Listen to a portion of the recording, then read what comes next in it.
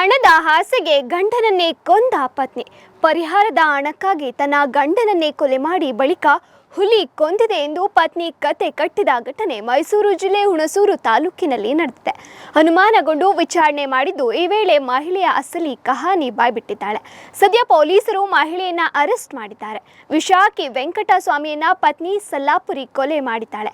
ಕಾಡು ಪ್ರಾಣಿ ದಾಳಿಯಿಂದ ಮೃತಪಟ್ಟಿದ್ದಾರೆ ಅಂತ ಹೇಳಿದ್ರೆ ಪರಿಹಾರ ಸಿಗುತ್ತೆ ಎಂದು ಕೃತ್ಯವೆಸಗಿರುವುದಾಗಿ ಪತ್ನಿ ಹೇಳಿಕೊಂಡಿದ್ದಾಳೆ. ನಿಜವಾಗಿಯೂ ಅಲ್ಲಿ ನಡೆದಿದ್ದಾದ್ರೂ ಏನು ಎಂಬುದಾದ್ರೆ, ದಂಪತಿ ಅಡಿಕೆ ತೋಟದಲ್ಲಿ ಕೆಲಸ ಮಾಡಿಕೊಂಡಿದ್ರು.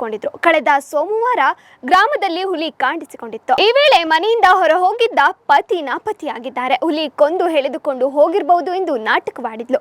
ಈ ಬಗ್ಗೆ ಪೊಲೀಸರು ಮತ್ತು ಅರಣ್ಯ ಇಲಾಖೆ ಸಿಬ್ಬಂದಿ ಜಂಟಿಯಾಗಿ ಪರಿಶೀಲನೆ ಮಾಡಿದ್ದು, ಈ ವೇಳೆ ಯಾವುದೇ ಪ್ರಾಣಿ ಬಂದ ಕುರುಹು ಇರಲಿಲ್ಲ. ಅನುಮಾನಗೊಂಡು ಮನೆಯಲ್ಲಿ ಹುಡುಕಾಟ ನಡೆಸಿದ ಪೊಲೀಸರೇ ಒಂದು ಕ್ಷಣ ಶಾಕ್ ಆಗಿದ್ದಾರೆ. ಯಾಕಂತ ಹೇಳಿದ್ರೆ, ಮನೆಯ ಹಿಂದೆ ತಿಪ್ಪೆಯ ಗುಂಡಿಯಲ್ಲಿ ವೆಂಕಟಸ್ವಾಮಿ ಶವ ಪತ್ತೆಯಾಗಿದೆ. ಇನ್ನು ವಿಚಾರಣೆ ವೇಳೆ ವೆಂಕಟಸ್ವಾಮಿ ಪತ್ನಿ ಸಲ್ಲಾಪುರಿ ಅಸಲಿ ಸತ್ಯವನ್ನ ಬಾಯ್ಬಿಟ್ಟಿದ್ದಾಳೆ.